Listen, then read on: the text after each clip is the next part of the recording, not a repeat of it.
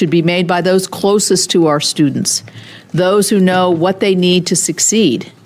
That is local schools, local teachers, local school boards, and most importantly, local parents who are right there with their students.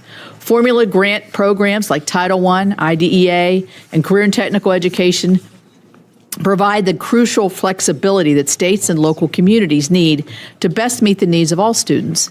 And I look forward to continuing to support these key programs in fiscal year 2026. Madam Secretary, I'm pleased that your budget proposes to increase another important program, the charter school program. While West Virginia is fairly new to offering charter school education, we are already seeing promising results and expanded opportunities for our public school students. For example, the Wynn Academy in Bridge Valley Community and Technical College is an early college charter high school designed to provide a free, accelerated, dynamic degree program for juniors and seniors in the Kanawha Valley. The school was started to help local hospitals address the severe shortage in nursing, and has been so successful that it has already been expanded to include an advanced manufacturing track in partnership with Toyota. Students are enrolled in the college and graduate from high school ready to start their careers in high-need, well-paying jobs. The school is meeting the intent of other charter schools, using the flexibility they are granted to offer innovative learning opportunities to benefit students. With the additional funding for charter schools proposed in your budgets, I know that many more students across the country would benefit from opportunities like the West Virginia Wynn Academy. Secretary McMahon, this is a pivotal time for our nation's student loan borrowers. Borrowers have been forced to navigate an exceptionally confusing 4 years full of bad advice and unfair promises of illegal loan forgiveness from the prior administration. And as a result, 1 in 4 student loan borrowers is either in default or on a late stage of delinquency on their loans as of the beginning of May. And only 38% of borrowers are actually in repayment and current on their student loans. After years of confusion, the department must work to restore trust with borrowers by providing clear and consistent information about repayment. Student loan borrowers deserve that clarity in order to fulfill their obligations to repay their loans. I'm grateful that under your leadership, the department has begun the difficult task of getting borrowers back on the path to repayment, and I look forward to your continued progress. Secretary McMahon, the fiscal year 2026 appropriations process will be challenging, but I look forward to working with you to responsibly allocate our limited taxpayers' resources to programs that help provide the best opportunity for high-quality education for all students. Thank you again for being here today, and I look forward to your testimony. Now I will turn to Senator Baldwin for her opening statement. Thank you. Good morning, and thank you, Chair Capito. And Secretary McMahon, thank you for being here today. We're here to talk about the President's fiscal year 2026 budget request for the Department of Education. And I look forward to working with Chair Capito and all the members of this committee on developing a fiscal year 2026 appropriations bill that funds the Department of Education. But before we can turn to the next fiscal year, 2026, the department is still refusing to tell Congress and the American public how it is spending billions of taxpayer dollars this fiscal year. The department was required to submit an operating plan last month detailing how it was spending fiscal year 2025 appropriated funding, and it included $13 billion in funding it characterized as unallocated. That's flatly unprecedented and unacceptable. This committee needs to know how you're planning to spend appropriated funding, and our constituents certainly deserve to know how their taxpayer dollars are being spent. State and school districts need to know how much federal funding they should expect to receive starting in less than 1 month. This administration obviously doesn't agree. Ironically, the budget request for next fiscal year includes more detail than the spend plan for this year. The lack of transparency combined with this budget request raises serious questions about what are you trying to hide and why. This all stems in part, Madam Secretary, because this administration seems focused above all else on dismantling the Department of Education to score political points.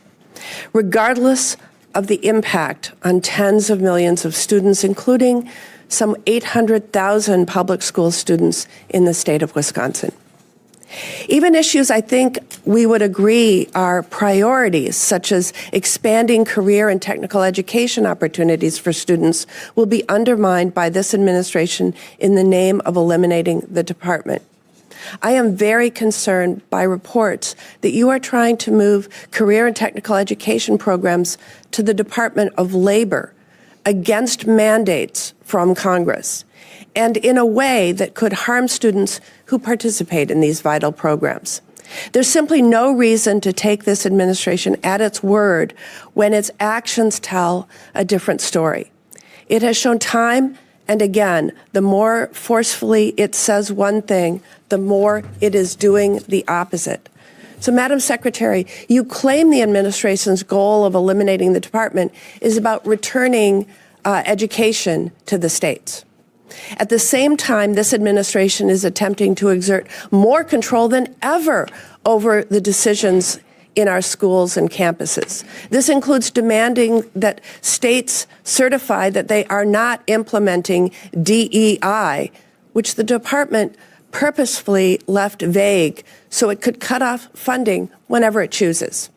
The department has reversed billions of approved spending extensions with the assertion that the department could pick and choose which congressionally authorized spending to approve or not. And it includes the unprecedented assault on some of our college campuses to exert control over their classrooms and their daily operations. You claim eliminating the department is not about cutting funding, but giving more flexibility to states and schools. But at the same time, you are proposing a budget that would cut $12 billion from funding that supports students and educators. This proposal would eliminate dedicated funding for evidence-based literacy instruction, support for homeless students, and rural schools. The proposal would cut billions from programs that states and school districts can already flexibly use to meet pressing needs. And in place of eliminating all these programs, the budget proposes a block grant, a quarter of the size of the program that it replaces. The budget proposes to cut more than $500 million from education research and statistics, virtually shutting down production of and support for using evidence to improve student achievement. You are proposing to eliminate programs that support non-traditional students in higher education, including TRIO, Gear Up, and See Campus. And you are proposing to drastically reduce the maximum Pell Grant award by almost $1,700, which have a devastating consequence for our nation's lowest income students, including those looking to acquire new skills to meet the needs of local employers and in-demand industries. The math is simple. This budget significantly cuts federal education funding. This issue isn't just what's being proposed in this budget request, but what the department is doing right now. Last month, the department decided to not continue $1 billion in multi-year grants that were improving access to mental health care in schools.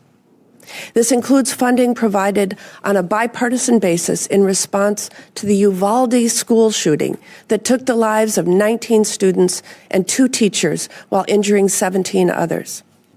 Madam Secretary, a recent survey revealed more than a third of Wisconsin's high school students reported feeling depressed, sad, or hopeless almost every day for 2 weeks or more in a row. We need to be providing more mental health support for our students, not less. The department claims that these grants were not in the federal government's interest. I repeat that. The department claims these grants were not in the federal government's interest, but refuses to provide specific reasons why they weren't continued. This funding isn't simply numbers on a spreadsheet or receipts for a website. This was more than 200 grants in nearly 40 states actively being used to increase the number of counselors and mental health professionals in schools. That's how this administration defines providing more flexibility to schools, by pulling the rug out from under them when they're trying to address the mental health needs of students. Finally, Madam Secretary, while this administration clearly wants to eliminate the Department of Education, Congress has not passed any law to do so. Quite the opposite, in fact. Just 2.5 months ago, Congress passed an appropriations bill that provided funding to the Department of Education to carry out specific education laws. All laws that passed Congress with overwhelming bipartisan support, and that direct the Secretary of Education to carry out specific activities to help ensure every student receives a high-quality education. I'm deeply concerned that you are planning to ignore this and will attempt to illegally impound funds and dismantle the Department of Education. It will ultimately be students who will pay the price. But if the executive branch is allowed to do that and ignore the laws we pass, I'm not sure what we're doing here. Fortunately, I still have faith in this committee to reject that approach and to carry out our constitutional duties. Most importantly, I know we can do better for our nation's students than what this administration is planning and what this budget proposes. And I look forward to working with my colleagues to do just that.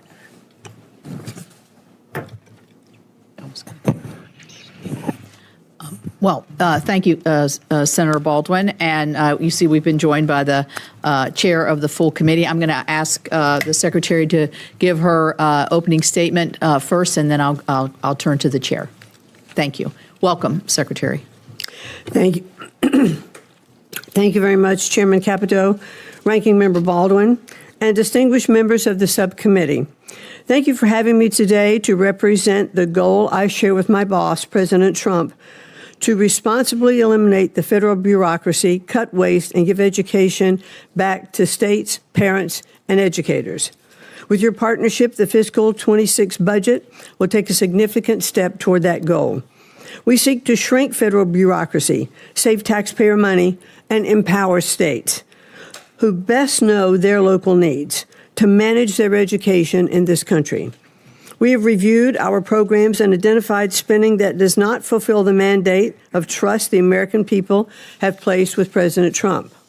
We have cut old contracts that waste enriching private parties at taxpayer expense, suspended grants for illegal DEI programs, and now are putting forward a responsible budget request that reduces department funding by more than 15%. At the same time, we're working to make American education great again.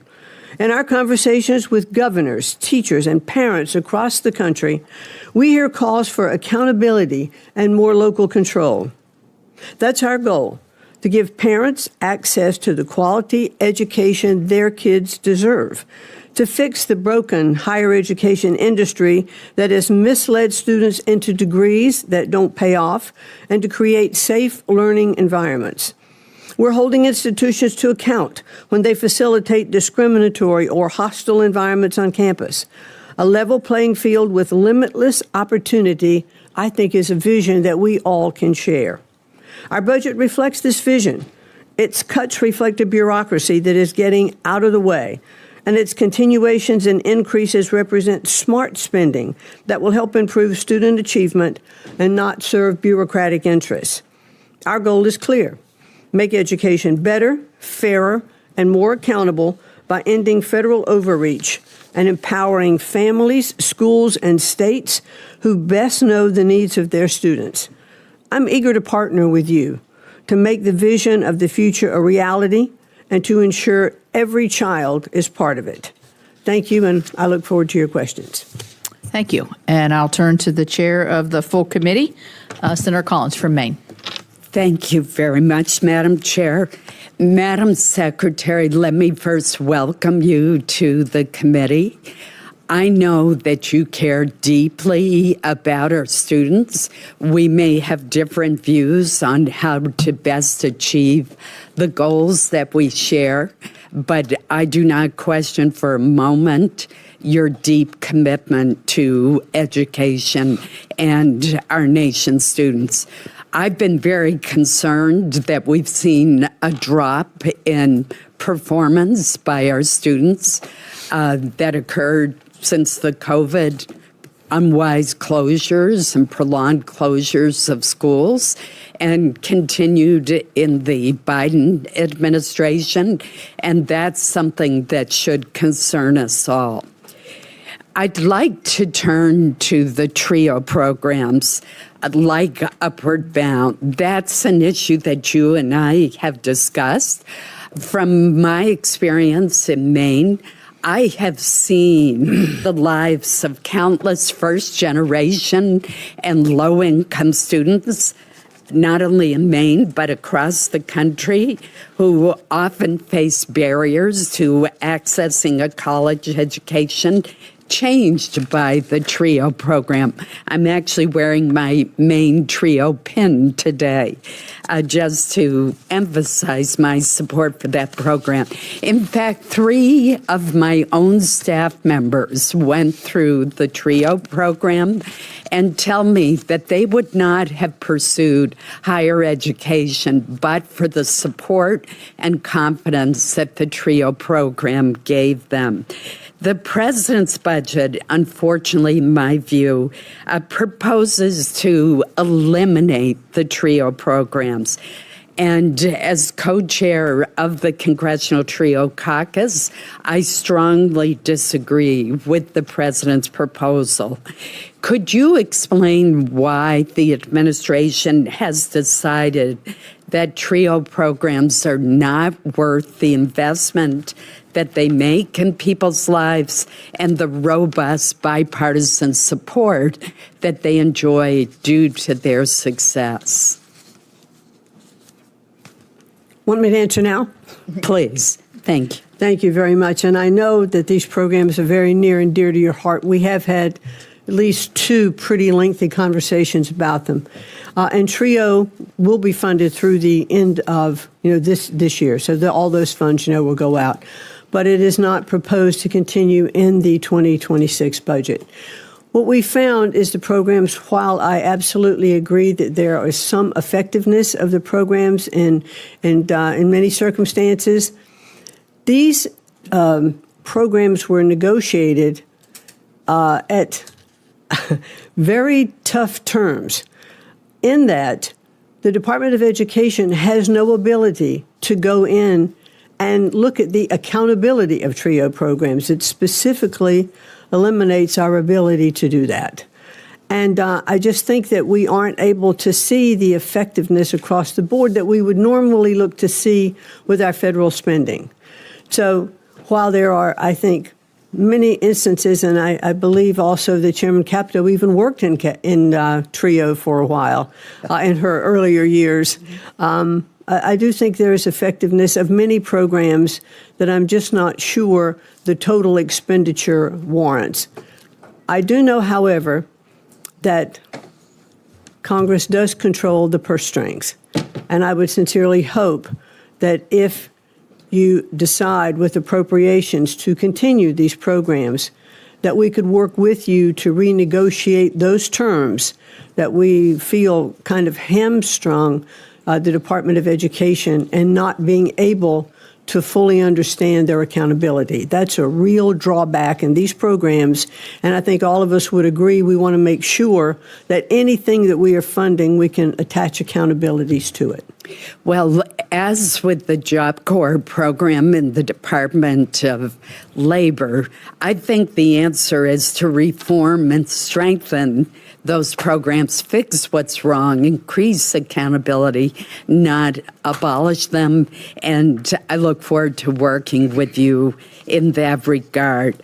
I want to move to another issue, and that is a bill that Senator Kaine and I have introduced called the Jobs Act. What it does is allow students to access federal Pell Grants to pay for shorter-term job training programs. A lot of times you can get a license in a trade to become an electrician or welder, for example, or a certified nursing assistant without going through a 2-year community college program. That may be the best option for some people. It isn't for others. Would you support the concept of allowing Pell Grants to be used for short-term training programs that result in a license or a certification for a job? Well, you're really speaking my language, Senator, and thank you very much for that. I wholeheartedly support these workforce Pell Grant options because I've seen in many instances, I mean, we have 8 million open jobs in our country. Our workforce is definitely not being fulfilled by the proper workers. So let's get these young people who don't need a 4-year college education into the workforce sooner.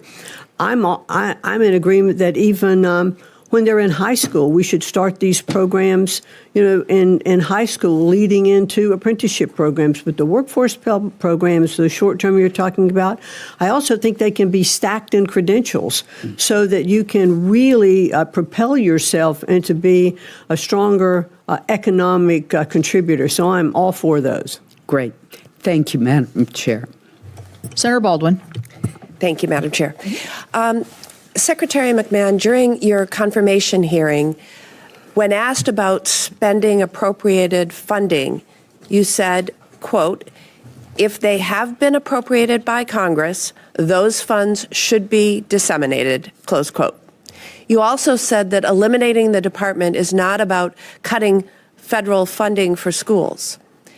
Now we have a budget request that significantly cuts funding for public schools, students, and educators. Now, a few days ago, the OMB director said that impoundment is still on the table, threatening to take funding away this year.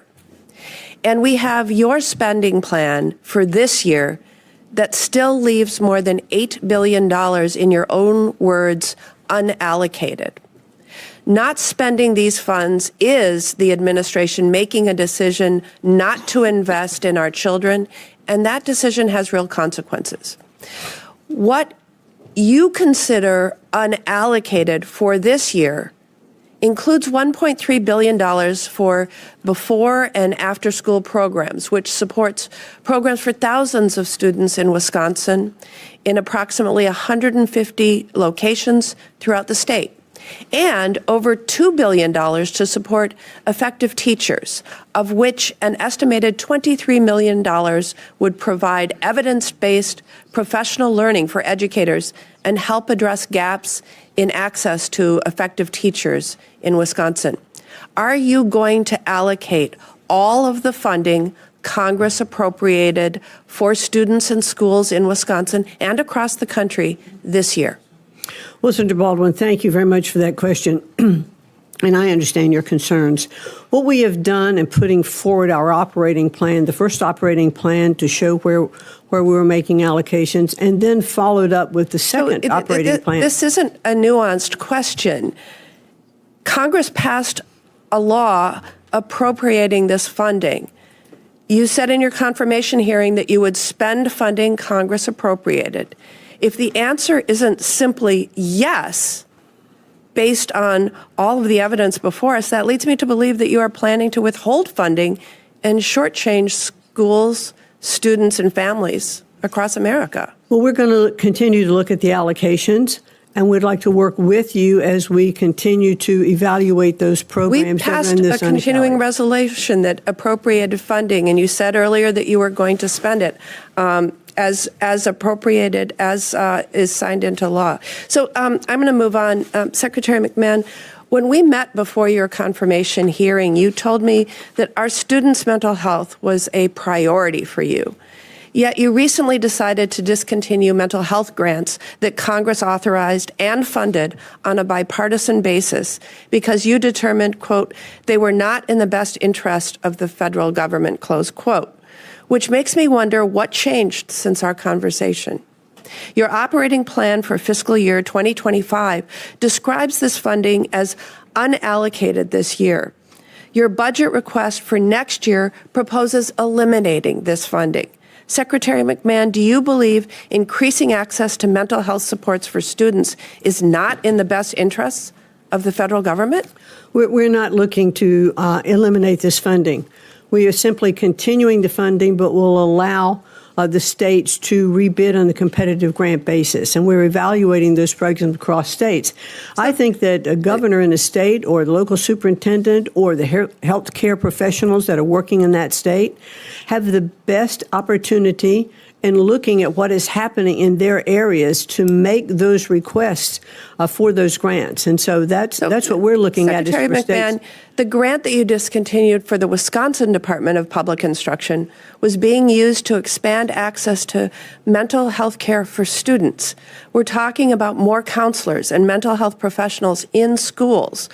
Why did you cut off funding for this grant and take away this help for Wisconsin students in schools? Well, because I think we have to look at it across the board, Senator, and the goal really is to make sure that the money is being spent in the best places. What about for the training best new school psychologists, like what you chose to discontinue at Alverno College in Wisconsin? Do you think that's also not in the best interest of the federal government? I believe there are a lot of programs that are in the best interest of the government, but the states and the local areas, I think, are the best place where we need to concentrate, for these particular programs. Yeah. Thank you, Madam Chair. Thank you. Madam Secretary, I'm going to add my voice of concern with Senator Collins, and you and I have talked about this on the zeroing out, the elimination of the TRIO and Gear Up programs. You mentioned that I actually did work in one of these programs many years ago.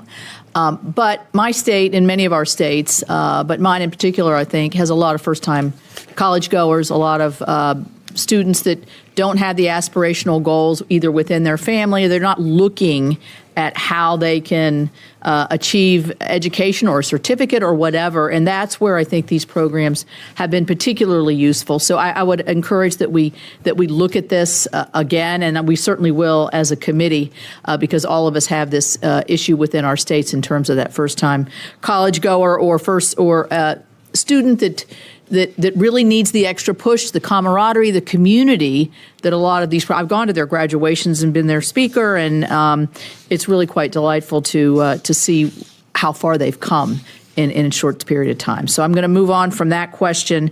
I want to ask on anti-Semitism. I am the morning before our education, last year, there were protesters at Columbia University. I asked the then secretary, how many people from the Office of Civil Rights have you had actually on the campus to see what's occurring there, to see what kind of violation of civil rights might be occurring on the Columbia University campus. And apparently there was nobody there from the Office of Civil Rights. Your budget proposes to decrease the Office of Civil Rights. How are you? This is not a problem that's going away on our college campuses. We see it now. Now we've got a little bit of a break. It's the summer. How are you going to make sure that the department is taking to ensure that all students, and in this particular case, Jewish students, are able to learn in an environment free from intimidation?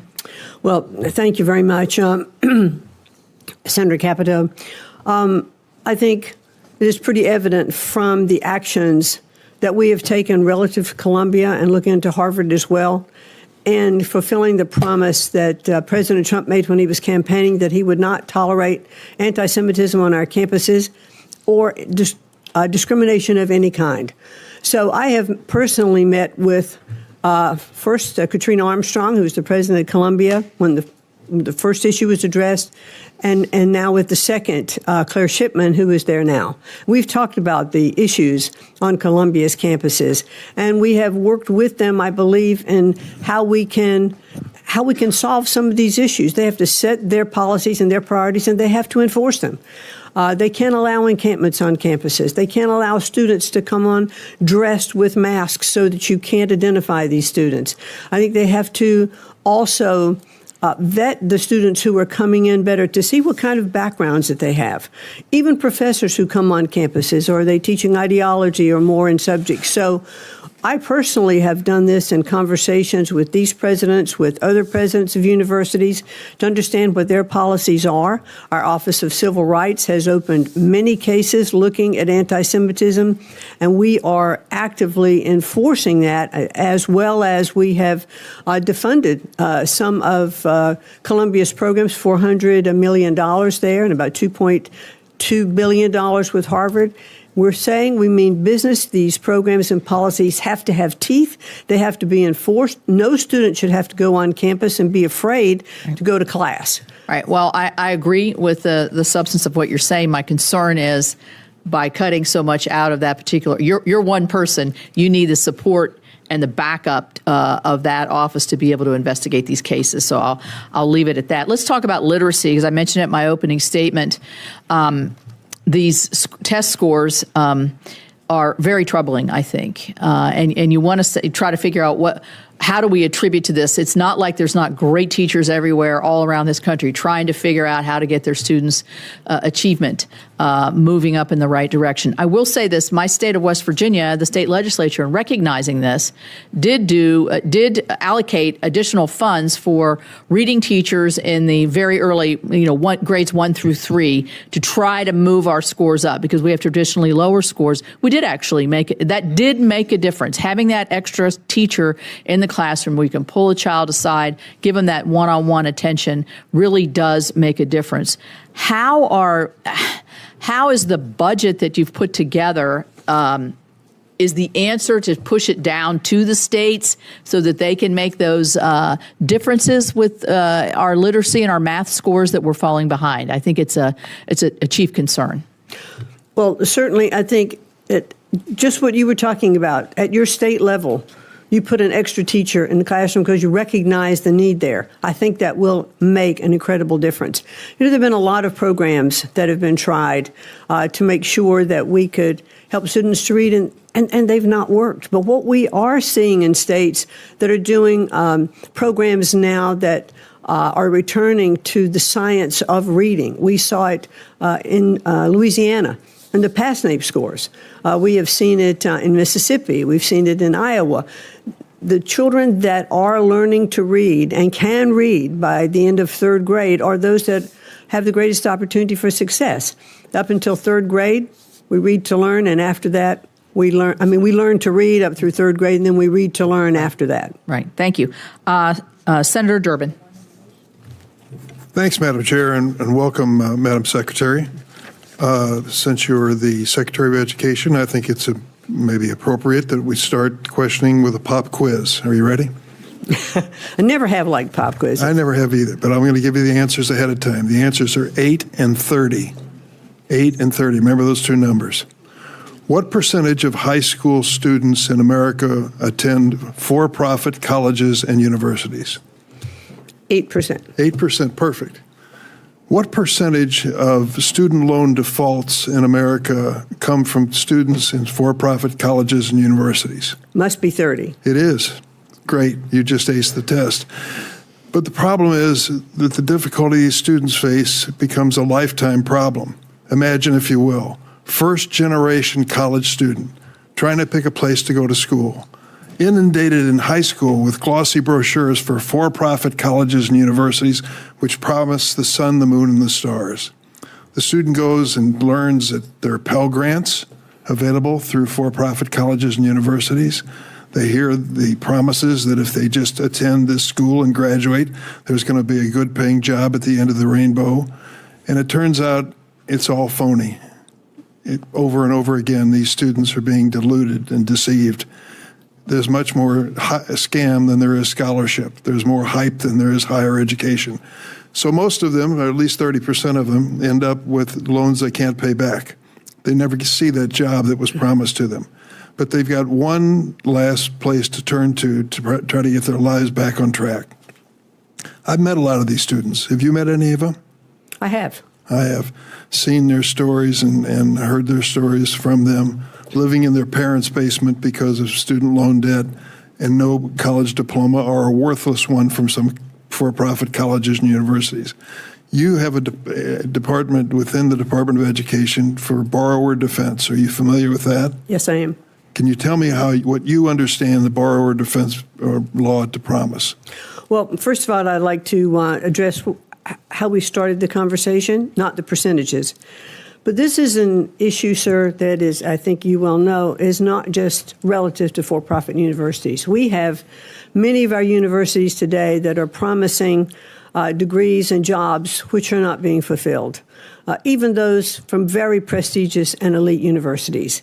The cost of college today is so incredibly high that we have many students who are graduating thinking that they were going to have a job, that they'd be able to repay their loan.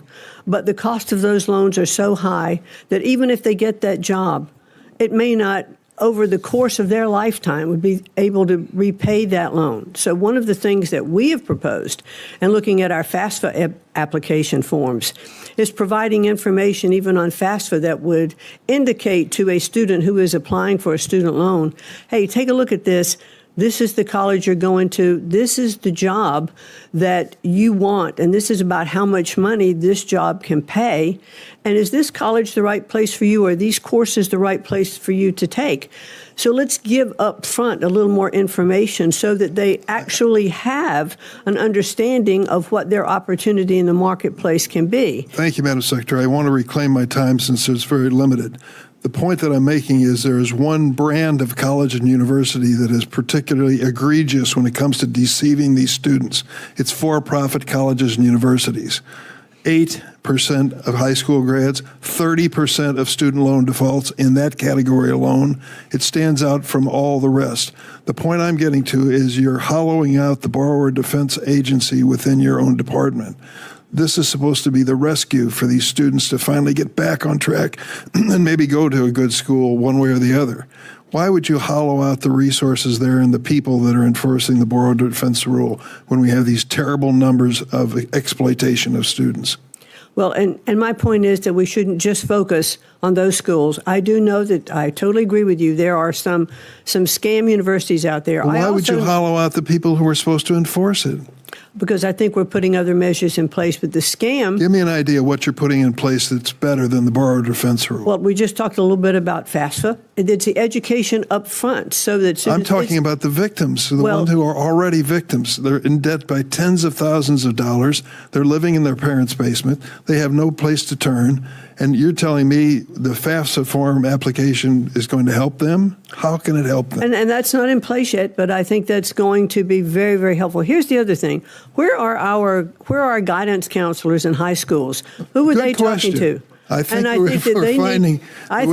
need to be totally informed, and I think they need to look at the cost of education. You're cutting the number of counselors in these schools at the same time. Well, the counselors that are doing their jobs can provide information to these students. There aren't enough of them. That's the point I'm making, and the situation is terrible for these students. First-generation students who are being exploited by these schools, they need your protection. They need our protection. They deserve it. They're doing the right thing. And unfortunately, you're reducing the number of people to enforce the law. I yield, Madam Chair. Thank you. Senator Kennedy.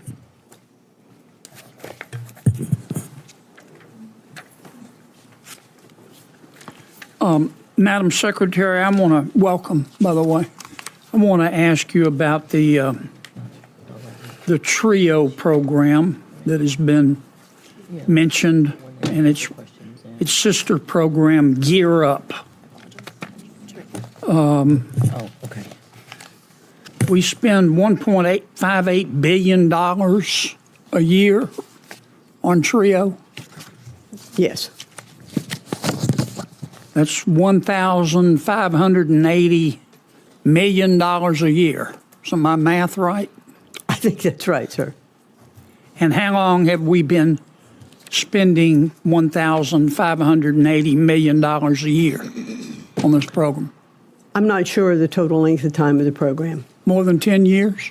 Yes. So that's over $1 trillion we've spent on this program. And in this program, this $1 trillion we've spent, we give this money, as I appreciate it, to colleges and universities to encourage poor kids to go to college. Is that right? To provide some of those kids who have not yet been exposed to what it takes to get ready to go to college. Okay. To encourage poor kids to go to college, right? Yes. Okay. And given that we've spent $1 trillion, how many poor kids who otherwise wouldn't have gone to college have gone to college and graduated? A significant number, I would imagine. How many? I don't know exactly. Isn't that a question we should ask? I think so, and I'll be happy to get back to you with that answer. You know, the other thing about the... But wait, Madam Secretary, I'm not fussing at you. Do we have that number? I don't think so. I'm looking, we don't have it. I don't think so, because there is the... Well, if we were... So we've spent $1 trillion, and we've given this money to universities, and they're supposed to encourage poor kids to go to college. But we don't know how many poor kids went to college who otherwise wouldn't have gone to college and graduated, right? Correct. Well, what do your audits show? Well, that's the issue, and I mentioned it when I was... Are you able to audit? We're not. We're not able to audit, and there are constraints against the TRIO program for its accountability. The other issue with... Well, but I'm sorry to cut you off, but I don't have much time. So we spent $1 trillion. We gave it to the colleges. We said encourage poor kids to go to college. We don't know how many kids went to college because you don't have the authority to audit. How do you know these universities are not just using the money to operate instead of encouraging poor kids to go to college? I'm not sure. You don't know how? No. Because you can't audit. Correct. You understand hope is not a strategy. Yes, sir. I mean, if you told the average American, we just spent $1 trillion of your money, and we gave it to colleges and universities, and we said encourage poor kids to go to college, but we don't know how many kids went to college who otherwise wouldn't have gone and who graduated. You understand the average American would ask us what planet we just parachuted in from, right? That's right. You know, Senator, if I may, there's one other issue on the TRIO program. What we have found I'm going to run out of time. Oh, you can make it fast. Take your time back then. Let me ask you a question about our skirmish with Harvard. And I don't want to get into the merits. President Trump has said that Harvard is violating federal law and he's withholding their money. Is that right? Yes, sir. And Harvard has responded, we've never violated federal law, but if we did, we give you a pinky promise that we won't do it again. Is that right? Yes. And then President Trump said, okay, no offense, but, you know, I just want to be sure. So why doesn't Harvard, I will give Harvard the authority to appoint a monitor, pick whomever they want. The federal government has the right to veto the pick. So if they pick their brother-in-law, that wouldn't be fair. And Harvard has said, no, you just have to trust us. You have to accept their pinky promise. Is that basically what's going on? Well, and not only that, but Harvard did respond to our request for negotiations with a lawsuit. Well, but we're in the throes of litigation. If Harvard would just agree to a monitor, that would solve the problem, wouldn't it? Might serve part of it. The provost is what vice provost that we've asked that would come on to be one of the monitors on that situation. I'm way over. I'm sorry, Madam Chair. Senator Reid. Well, thanks very much. Welcome, Madam Secretary. And I'm not a great mathematician, but I think you were talking about $1 trillion. I believe 1.5 billion times 10 is $15 billion. That's a little bit off from $1 trillion. But I think the budget cuts $1.2 billion for TRIO. Well, 1.2, that would be $12 billion, not $1 trillion. Okay. Fine. Why aren't you recommending an audit for the TRIO program if that's what the problem is? not allowed to audit it. Legislatively, you could propose that. We could propose it, which is what I had said at the very beginning. I would look forward. I would look forward. You're not proposing the audit. You're proposing to essentially constrain the program, put it into a block grant, and without any request for audit language, which would come from the United States Senate. Well, that's exactly what I would request. Well, why don't you request it, goes Madam first. Secretary? Yes, I would like to do that. If Congress is going to appropriate, again, money for the TRIO programs, then I would like to work with Congress, and part of that would be auditing. Well, we've found that about 92% of the TRIO funds go to the same people all of the time, the same institutions. That could indeed imply an audit necessary, but it doesn't validate the budgetary approach you're taking. You're taking basically many programs, combining them into from $8 billion total to $2 billion to a block grant. Now, in Washington, the block grant is the slow path to extinction, because next year the request will be for probably $8 billion. And 4 or 5 years from now, when the request is still $8 billion, the cost will far exceed that. That's sort of budgeting 101. So you're really out to eliminate these programs, I think, not to make them more efficient. That's not true. I disagree with that. Well, there are some budget cuts, but what we're asking for is a simplified funding measure, which will be a single grant funding to the states for them to use in the best way possible to make sure their education is working better. No, However, the other side of that, if I may, sir, is that we are reducing the regulatory burden. Do you know that 47 cents of every dollar that goes into a school, teachers spend complying with regulations? So if we can take away that regulatory burden, yes, while there are some cuts in the cost of funding, we still give the opportunity to have more dollars because we're reducing the regulatory burden. But let me understand this. You're very enthusiastic about an audit, but the regulatory burden is so crippling. An audit would impose more requirements on the schools. I just think you're coming and going, and we're not making progress. The cut to these programs is profound, $6 billion. And the states are not going to step up and say, we can do this. I'll tell you why. Because if this budget passed, every state in this country is going to make a difficult decision. Do I save my health care system, or do I save my public education system? Many of them can't do both. And this will be a profound shock to the education systems around the country. In 1 year, a loss of these funds, and to the students that need it. Well, what we have found, Have you ever taken public assistance? Have I ever taken public assistance? No, sir. No? Not at all? No, sir. Well, many people do. And they need that support to get ahead. And education is a key mechanism to go ahead. I'm over my, no, I still have some time. To get ahead. And it's remarkable. I think, this all sort of started with the GI Bill, when a generation of Americans got to education who never could get before. And then Senator Pell, my colleague, sort of saw that model and increased it. By the way, you're also decreasing the Pell Grants. You're shrinking educational opportunity in the United States for a whole generation and more, and also shrinking our ability to compete internationally and globally, because I don't think the Chinese will slack off in their investments in education. Senator, I appreciate your comments. However, we have spent $3 trillion since 1980 on education in our country when this department was set up, and our scores have continued to go down.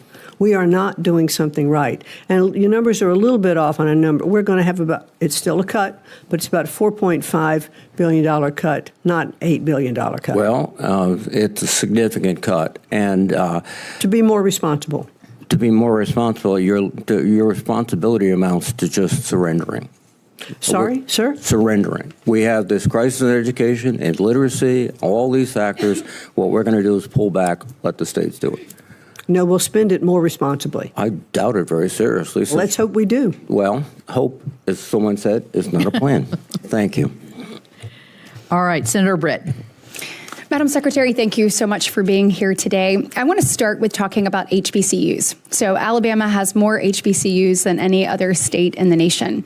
We are proud of the work that is done on those campuses. We know that it helps strengthen student experience, our workforce, our communities, and our future.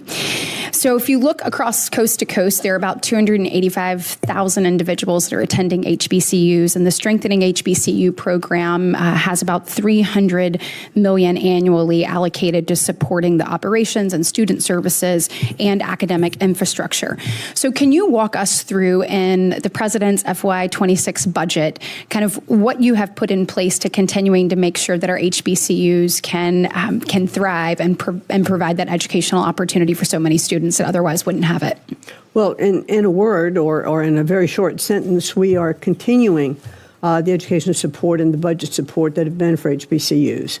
It's one of the promises that the President made, and that's exactly what we're going to continue to do. Good. And will you make sure that there are guardrails put up to whether it's, assistance for grant administration or technical assistance, that those remain in place? Yes. Excellent. It's very Thank important. you. So you just mentioned that when this department was founded, you said since 1980, we've had spent about $3 trillion, but yet student scores have not improved.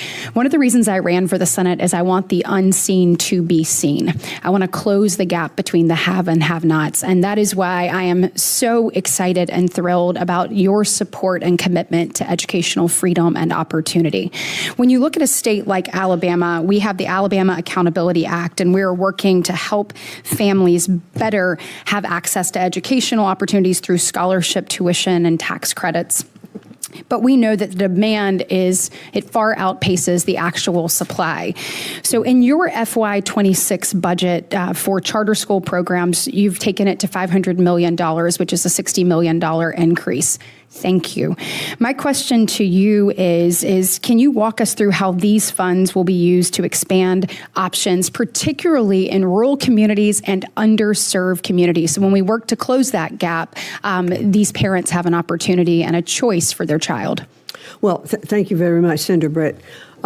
It's very important to the President that all students have equal access to a quality education. That's right. And one of the things that he has said time after time is that no child should be trapped in a failing school, which is one of the reasons why he wanted to expand the amount of dollars for charter schools. And I have visited several charter schools and public schools, too, already around the country. We can see how innovative that they are being, how creative they are being, with their curriculum, with their content. They are, in most instances, they are outperforming the public schools in that area, in which when I talked to Governor Reynolds, I said, there's always concern. You have charter schools or freedom of, or choice for schools that public schools will go down. And she said, it's just the opposite in Iowa. She said, our public school levels are coming up. The competition is really great. Parents are more involved, and that's one of the requirements.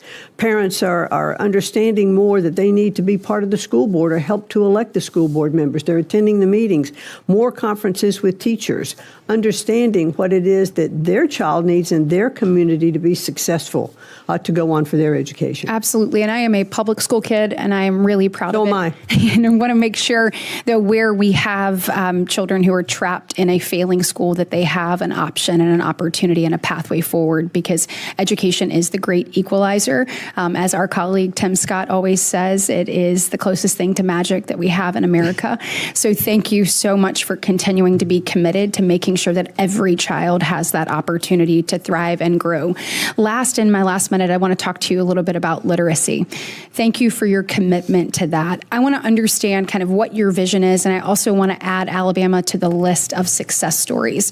So we passed in 2019 the Alabama Literacy Act. Since that time period, we have seen significant growth in our numbers and proficiency amongst our third and fourth graders. For instance, Alabama's national ranking for fourth grade reading improved from 49th in the nation when we the year that we put this into place. 5 years later, we've moved up to 34. We believe with intentionality and evidence-based reading instruction and early intervention, you can make a difference that changes a child's pathway forward and opportunity that will be in front of them. So just want to talk a little bit about that. If you can tell me what your plans are there and how we can continue to support great work that's being done in states like Alabama. Evidence-based literacy is number one on my priority list. And I want to make sure that we are providing the information and the tools, to states for them to see the success that other states have had. I mean, other governors, just like you said in Alabama, have put in place kind of a return to basics or that science of reading, and they have seen incredible results. And that's what I want to continue to see, across the country. We saw a 9-point tick up between 2003 and 2023 and 2024. Obviously, we have a ways to go, and we're going to continue to be committed to that. But thank you for your commitment to making sure these programs thrive. Thank you. Thank you. Senator Shaheen. Thank you, Madam Chair. Welcome, Secretary McMahon. Thank you. In your testimony, you said that your goal is to make education better, fairer, and more accountable. I think that's something that everyone on this committee could agree with. It's one of the reasons I support the TRIO programs. And I would like to align myself with the statements of Chair Capito and Chair Collins. And I can tell you that in New Hampshire, for the 2024 and 2025 school year, we had 1,468 students who were served by Upward Bound, of which 96% graduated from high school and 87% enrolled in college. 812 college students served, of which nearly 80% graduated with bachelor's degrees within 6 years. So I would say if there is a problem with accountability, let's address that, and I think the TRIO programs keep that information. But let's not throw the baby out with the bathwater, because this is making a difference for students who otherwise would not be able to to graduate from high school, to get into college, and to have a better future. I've seen it firsthand, like Chair Capito, when I worked at the University of New Hampshire, I had an Upward Bound student who worked with me. She never would have been in college without that program. So I've seen it firsthand. I know how it works, and I would urge you to reassess whether eliminating those programs is the best way to help those students have a better future. I also want to ask you about a particular issue that we're having in the Mascoma Valley School District in New Hampshire. As you know, schools across New Hampshire and the country have really been challenged by the pandemic, have been trying to get back to some of the successes that happened before that pandemic. And the school district, the Mascoma Valley School District, which is in a rural part of New Hampshire, completed a project to improve ventilation at 2 elementary schools for the student safety. It was a real problem with the HVAC system in ensuring that the students could be safe at school. The school district was approved for late liquidation after facing challenges with finding contractors to do the work. The school district completed the project with the assurance from the federal government that the cost would be reimbursed. Unfortunately, in May, the department denied their reimbursement, even though the school district had followed the rules and had previously received approval from the department. Secretary McMahon, will you work with me to ensure that rural schools, including the Mascoma Valley School District, which undertook these projects to protect their students, will receive the funding that they were promised by the department? Yes, and I'd look forward to getting back to you on that particular issue as well, Senator. Thank you. Well, thank you, Madam Secretary. I know that when you were the administrator at the SBA and we worked closely together, you would have been outraged by that kind of denial when business had been promised the funding. So I'm sure that you will look into it and hopefully be able to help us. Educators around the country have been really struggling to ensure that students with disabilities receive the education they deserve. It's been an ongoing challenge since the Congress passed the Individuals with Disabilities Act, when we promised that we would give a lot more money to school districts than we have. It supports schools around the country through national activities such as technical assistance that can help states improve their special education systems. In New Hampshire, with the help of expert guidance from the National Center for Systemic Improvement, which is funded by IDEA, the Department of Education conducted a successful initiative to raise literacy rates for students with disabilities. Unfortunately, the president's budget proposal recommends eliminating this support. And so I'm not clear on why the department would eliminate programs that are working in states and force them to develop their own programs when there's already an effort that's been successful. So can you help me understand that? Well, I'm happy very much for the success in New Hampshire. And I know that there are many of those programs around the country that are successful. We're not cutting any of the IDEA funding. It is staying intact.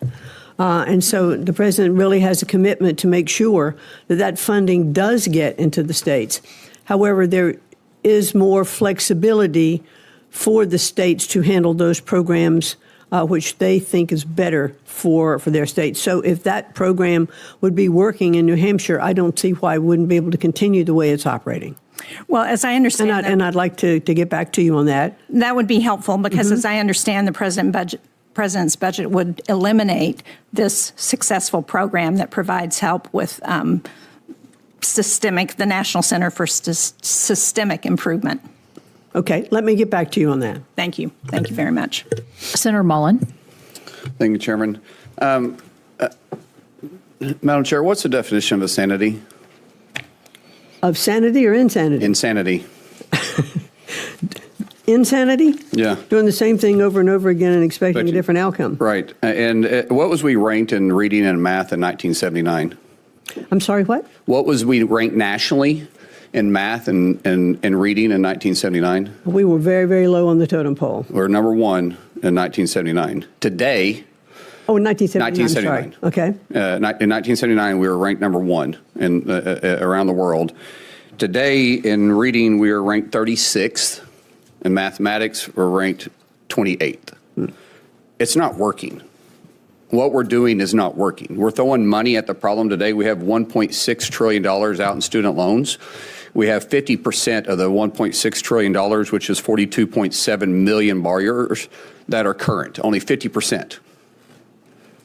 30% is either deferred or in default, and 20% are just gone. Here's what's scary, is the biggest growing population that's defaulting on their loans is 50-year-olds plus.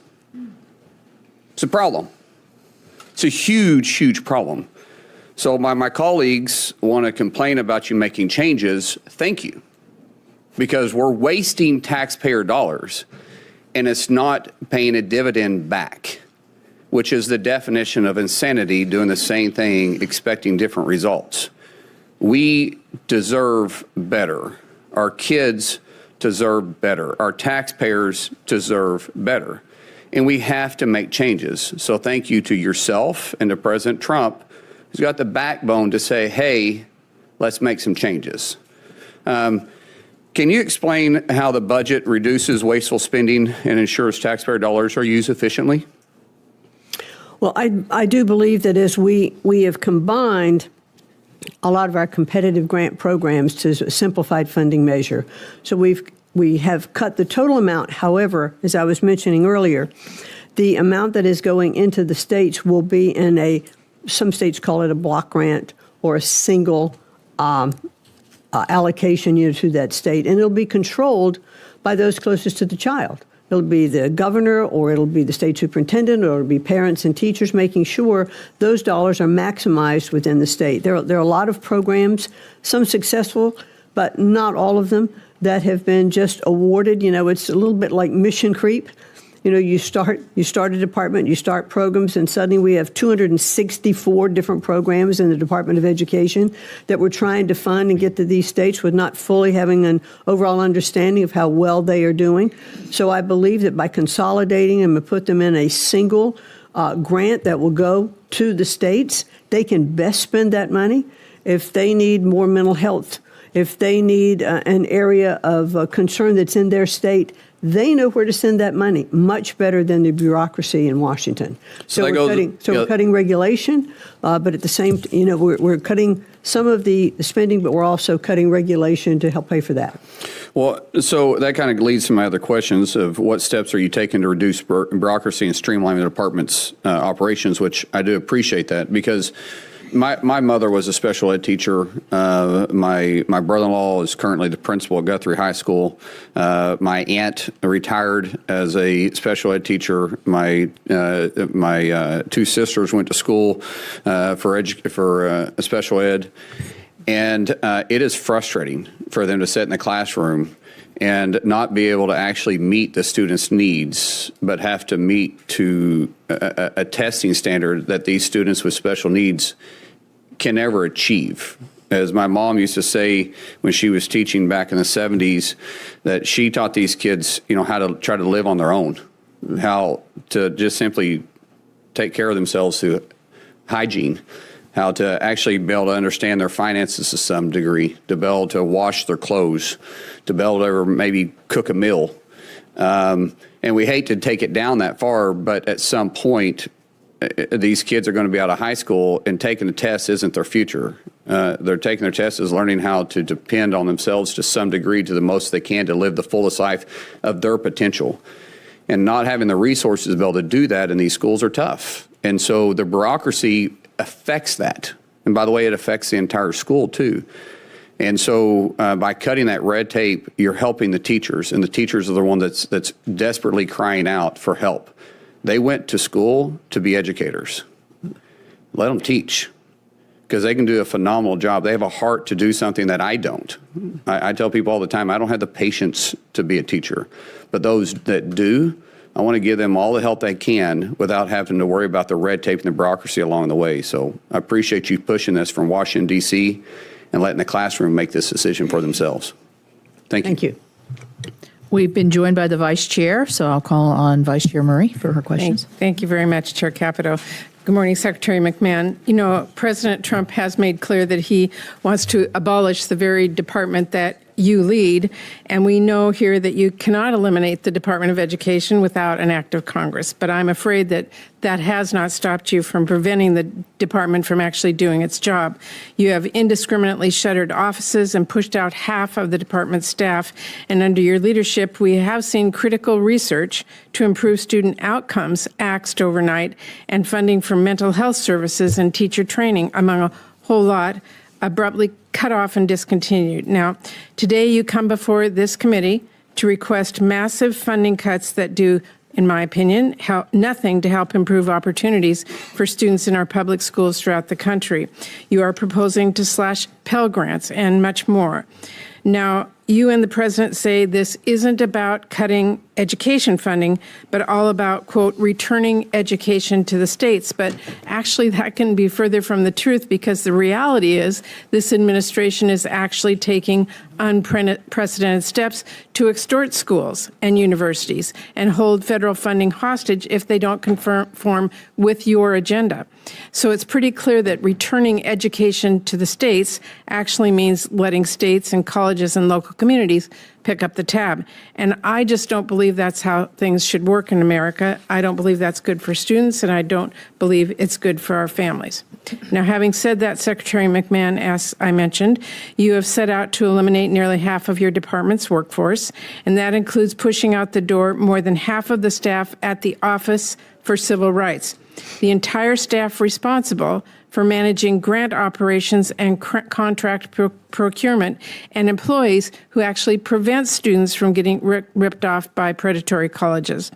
The department cannot do its basic job to execute the law, given how many staff have been pushed out, and it is our students and our teachers who will suffer the consequences. So I want to know from you, before you cut that much staff, did you conduct any analysis to assess whether or not it would degrade support and services for students in our schools, or how the department would still be able to execute the law after losing so many employees?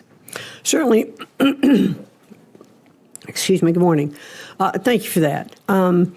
Yes, we did talk to the department itself.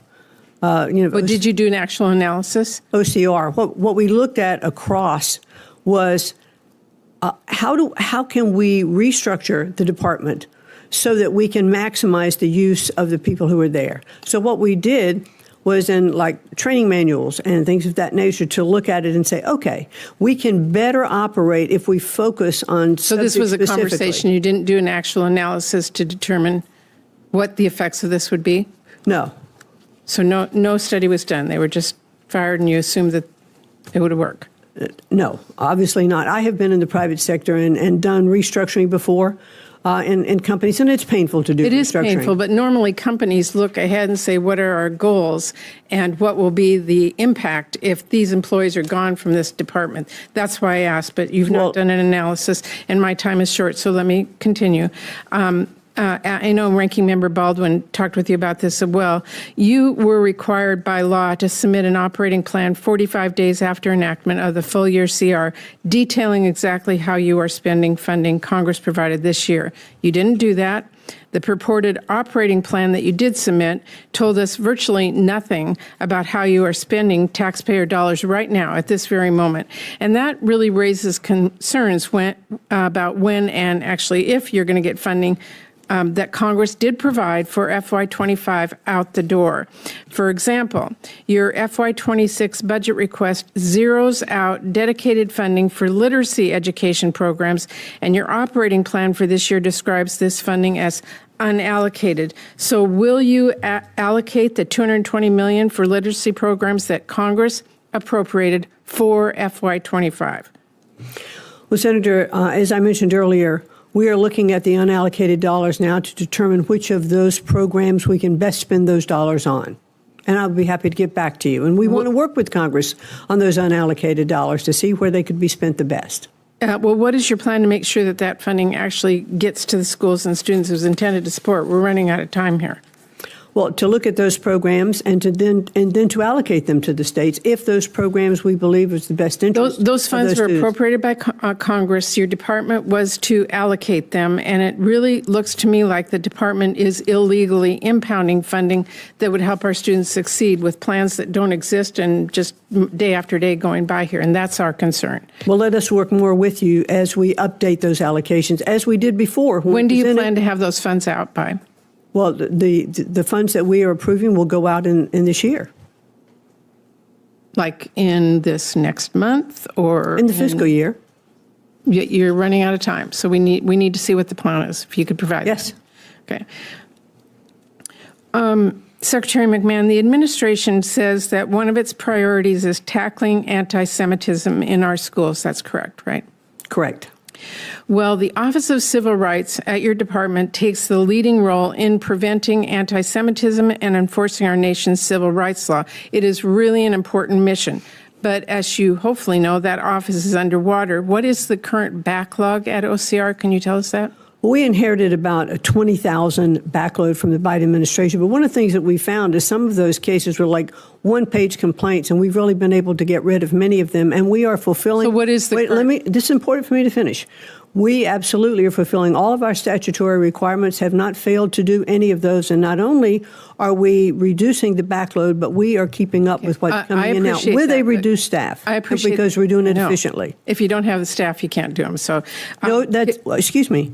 If you have an efficient staff that has changed programs and you are addressing all of the issues, then you are being successful. So I'm answering your question by completely answering it. Madam Secretary, my question is, what is the current backlog?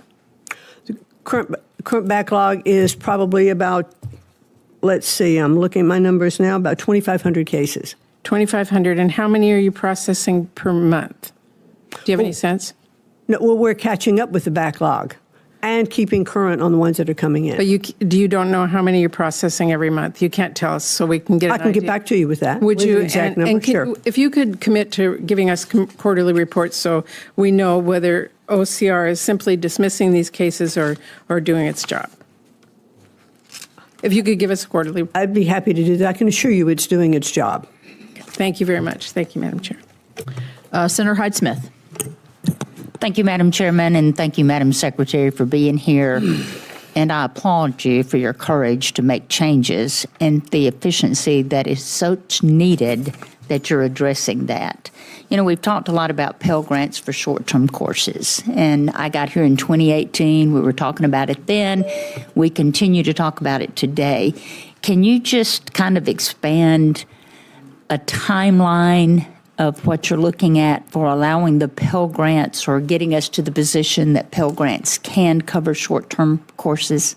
Well, we'd like to do that, right away. And I think as we're looking, in the new budget, we'd like to see those short-term Pell Grants be part of that budget, because I do think that is one of the best ways that we can get students into the economy and working right away. We had a little brief conversation about that before you joined, and it's one of the things that I've talked about for a long time, since back 2009 and 10, when I actually ran for the Senate in Connecticut. I was talking about those same things, that we needed a skilled workforce in our country because we are not fulfilling those needs and those requirements. And short-term Pell Grants will actually get people into the marketplace quicker.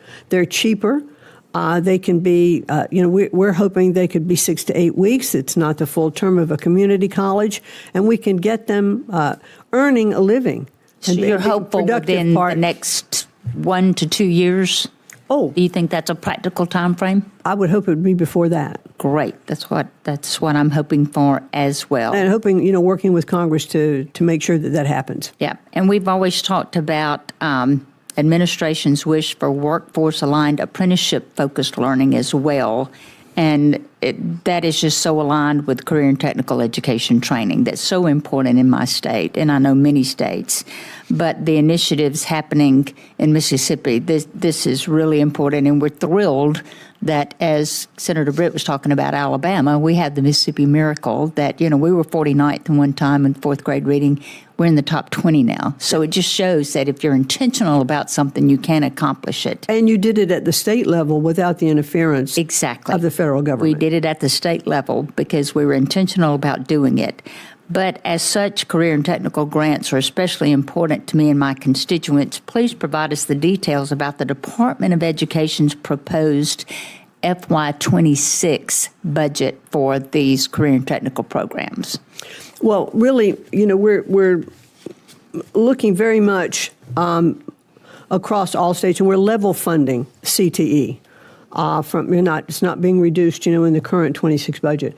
And I think, it's really the president has charged us to work with commerce and labor and all the different departments. We have about 43 different workforce development programs across government, and it's incredibly inefficient. So we would like to narrow that scope and work with different departments and find out exactly what we can do. And I think, Senator, you referenced about going with the Department of Labor. Those are conversations that are being held because can we be more efficient working across different departments? And that's what we really want to do and what we want to accomplish. And let's talk about EIR grants, the Education, Innovation, and Research grants that are critical for boosting achievements in these high-need students.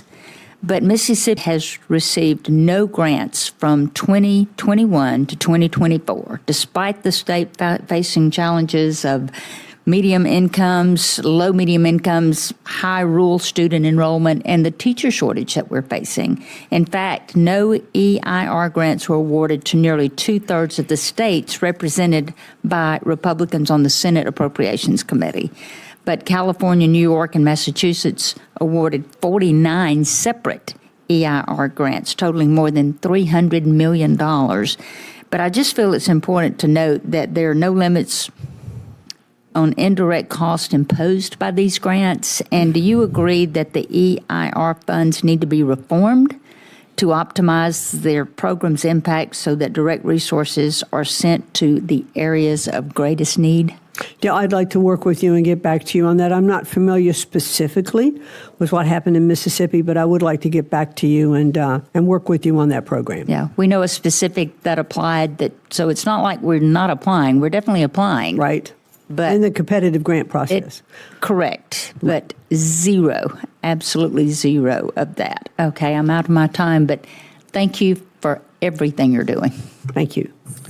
Senator Murphy. Thank you, Madam Chairman. Thank you to both of you for being here today. A few years ago, we worked really hard across the aisle to pass the Bipartisan Safer Communities Act, a bill that made changes in our gun laws, but in large part because it was a real priority for my Republican colleagues, also included billions of dollars in funding for school-based and children's mental health. Earlier this year, you did something extraordinary. You canceled $1 billion worth of existing ongoing grants to schools all across the country. And it's extraordinary because you didn't cut off new grants, you cut off existing grants. So in states all across the nation, blue and red, there are now mental health programs for kids that are shutting down, and kids who have been relying on really important adults in their life, these counselors and social workers, are losing access. You know Connecticut very well. You shut off a program that provides mental health resources to kids in crisis in Northwest Connecticut.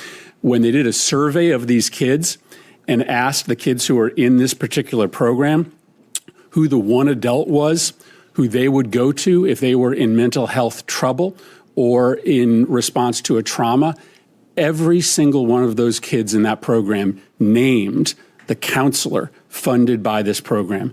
You've shut that grant down. When those kids show up to school next fall, that trusted adult will not be there.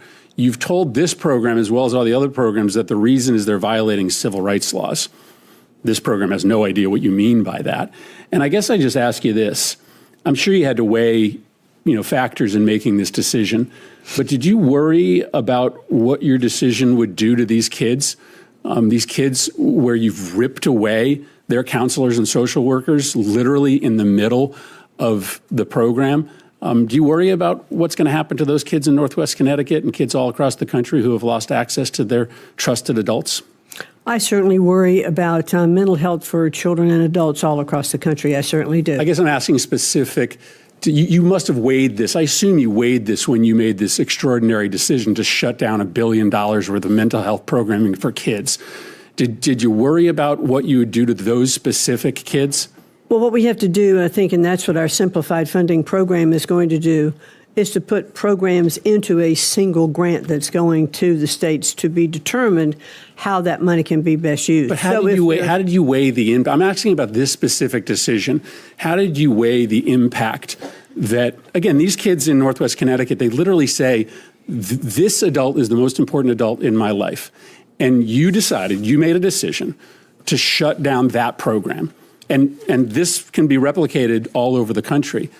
How did you weigh the impact on those kids? It's a really cruel thing to do to those kids. So did you think about the impact on those kids?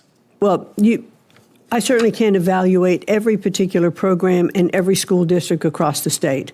There are some areas that need mental health more than there are others. And there were programs in the mental health program that did deal with DEI and with gender issues, et cetera. And it wasn't just about the kind of things that you're talking about. So in totality, as we look at mental health grants across the country, we have to make sure that those programs are being used to serve best in those communities. Yeah. So, therefore, a governor or a principal or a state superintendent would have the best information relative to what is needed in that particular state. Yeah, we know what we need in Northwest Connecticut, and what we need is for the federal government not to rip funding away from these kids in need in the middle of the service program. Or to better allocate the dollars you have and provide those professionals across the state let me ask you another question. Obviously, we're trying to understand what the Department of Education is doing with respect to the threats you've made against institutions of higher education. In the letter that you sent to Harvard demanding that they make certain changes, you told them that they had to end all of their diversity programs, but that they had to institute viewpoint diversity. That doesn't seem to make sense. How do you tell them to end all their diversity programs? And we assume that this is a mandate that you will make of other schools as well. How do you ask them to end diversity programs while instituting viewpoint diversity? Those seems to be totally contradictory. No, the diversity programs that we've asked and demanded to be eliminated were the DEI, where they were those programs actually were pitting one group against another. Isn't viewpoint diversity a diversity program? a viewpoint diversity is exchange of ideas that's actually better. Absolutely. Because Harvard only has 3%, by its own numbers, 3% conservative faculty.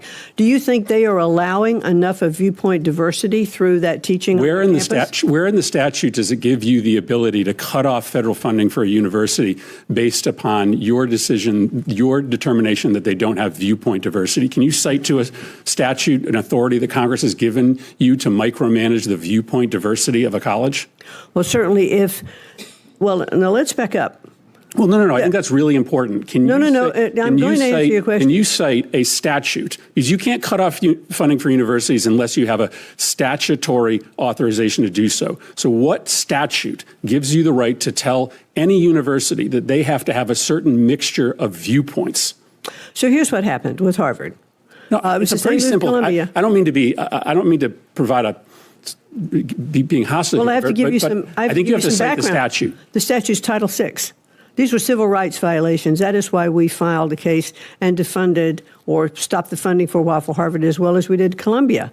And in that conversation with them, we talked about different things that they should do coming back to the table to make their programming better. The president of Columbia absolutely indicated, as well as the president of Harvard, that they needed to do things on their campus to eliminate anti-Semitism. That was kind of the crux of what brought us into talking to the different universities.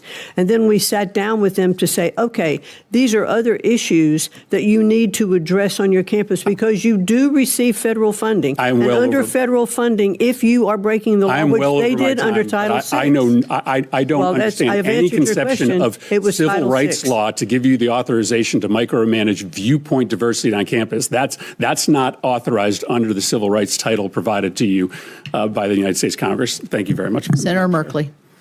Thank you very much. Greetings. Glad to have you before the committee. I wanted to turn to TRIO. I wanted to echo Senator Collins' support, but I know you wanted accountability, and you think it would be a good idea to have each grantee have to have benchmarks that they're seeking to address?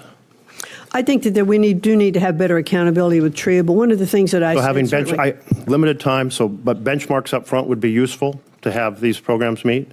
Yes, maybe have them do an annual report on meeting those benchmarks? Accountabilities, yes, because we don't now have the ability to track that. So actually, those benchmarks are set now, and each grantee has to do an annual report. Have you read those annual reports?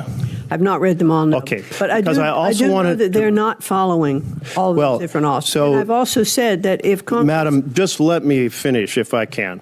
And that is that you said there was no accountability. I just pointed out that two of the things you'd like to see, which are benchmarks and annual performance reports, are already done. In addition, the Pell Institute published a recent summary of 4 of the studies the Department of Education did on 4 of these 8 TRIO programs. Have you looked at those reports? Because they did a thorough evaluation of these programs. I have not personally, no. Well, that bothers me for you to come before us today and say there needs to be accountability, and yet there is accountability, and it just seems like a cover story for saying we don't want to help blue-collar kids make it into college. And I must tell you, most of my colleagues here, they're not blue-collar kids. I am.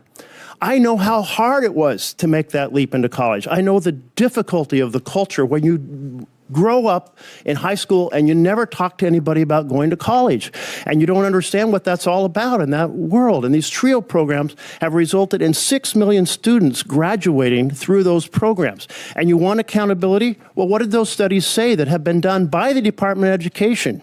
They said upward bound students twice as likely to earn a bachelor's degree. Talent search students 33% more likely to enroll in college. Veterans upward bound, 42% more likely. I'm going to go on to my next question, but let me just say, your argument that there's no studies, no accountability, is just actually wrong. And the fact that you're coming here not even having looked at your own department studies of these programs in order to be informed about them is profoundly troubling. Let me turn to the cost of higher education. This is also very important to a blue-collar kid. Folks in my community today, because I still live in a blue-collar community, they say, we're not sure our kids should go to college because they'll end up with a millstone of mountain of debt and maybe no job. And here you are making it more expensive. I wonder if you know how much a student in Germany has to pay in tuition for university. I don't. It's 0. What about the broader European economic zone? Sir, we don't live in Europe. It is zero. But my point here is those countries are saying we want every child to thrive. We want every child to have opportunity. We don't want them to be saying our kids, maybe we should tell them not to go to college because they'll have this mountain of debt.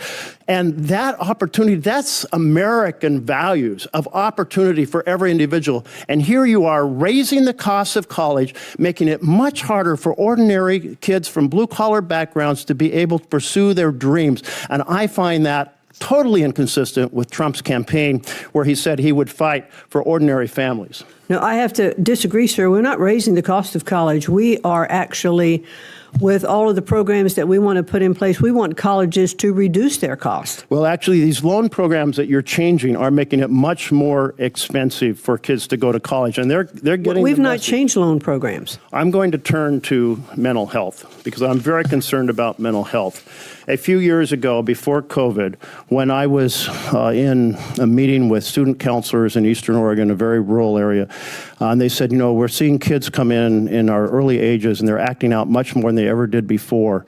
And I said, well, is this because was there a factory that just shut down here, or a mill that just shut down, or an infusion of wave of meth? And they said, no, those are all, the economy's a factor, drug use is a factor in our community. But no, those aren't new. And one of the counselors said, this is what's new. And they pulled out their cell phone. This is what's new. Kids are coming in with far less understanding and ability of how to sit in a collaborative environment like a classroom and how to communicate with other children and teachers. There is a book that just came out. My staff happened to put it on my desk this morning. So I'm going to ask for Chapter 5 to be put into the record, The Anxious Generation.